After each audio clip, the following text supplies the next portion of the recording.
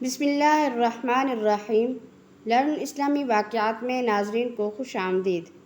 کس چیز سے منہ کی رونق کم ہو جاتی ہے؟ نبی کریم صلی اللہ علیہ وآلہ وسلم نے کون سی وصیت فرمائی؟ وہ کون سا ایسا کام ہے جس کو کرنے سے منہ کی رونق کم ہو جاتی ہے؟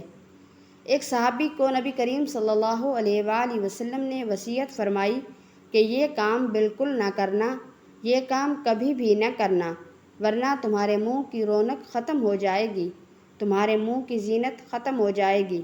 صحابی نے عرض کیا، یا رسول اللہ صلی اللہ علیہ وآلہ وسلم، وہ کون سا ایسا کام ہے جس کے کرنے سے منہ کی رونق ختم ہو جائے گی؟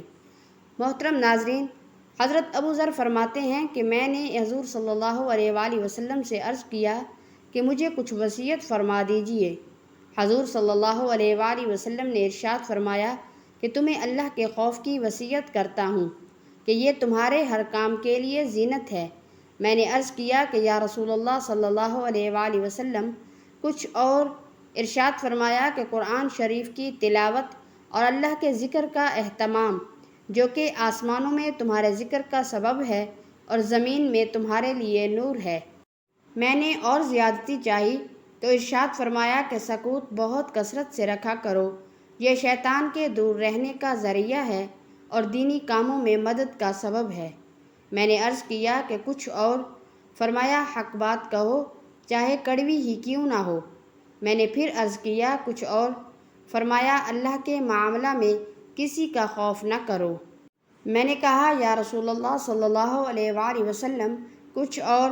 تو ارشاد فرمایا ہنسنے کی زیادتی سے اعتراض کرو، اس سے دل مردہ ہو جاتا ہے اور منہ کی رونق کم ہو جاتی ہے۔ میں نے عرض کیا یا رسول اللہ صلی اللہ علیہ وآلہ وسلم کچھ اور فرمائیں؟ تو فرمایا کہ تمہیں اپنے عیوب لوگوں کے عیوب دیکھنے سے روک دے۔ ناظرین، یہ تھی وہ وصیتیں جو نبی کریم صلی اللہ علیہ وآلہ وسلم نے حضرت ابو ذر رضی اللہ تعالیٰ عنہ کو کی اور ہمیں بھی سمجھا دیا۔ اللہ رب العزت سے دعا ہے کہ اللہ رب العزت ہمیں ان پر عمل کرنے کی توفیق عطا فرمائے اور نبی کریم صلی اللہ علیہ وآلہ وسلم کے نقش قدم پر چلائے۔ آمین ثم آمین۔ ناظرین، کمنٹ باکس میں ایک بار صلی اللہ علیہ وآلہ وسلم ٹائپ کریں اور صدقہ جاریہ سمجھ کر شیئر کر دیں۔ جزاک اللہ۔